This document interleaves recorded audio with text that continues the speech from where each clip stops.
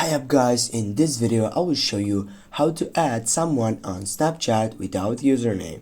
Firstly, go on the chat section and then go for the adding people side. Now here you can find people and here you can add it. Now guys, what I need to tell you is just if you go for example on the second person right there and if I go for add, now in his Snapchat account it will get a notification that I have added him by my contacts. As you can see that he is in my contacts.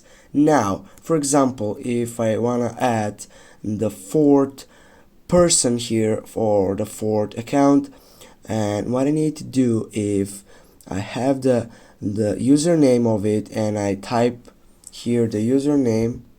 Right now, as you can see, if I go add, now in his profile section, it will come up a notification that will says, for example, my username has add you by username section. Now if you don't want to get up through these sites and if you want to get up without username, what you need to do is just simply go on the find friend section and type for the friend by his name.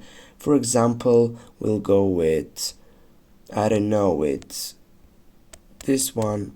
And as you can see, if I go with his name, not with his username, just go add.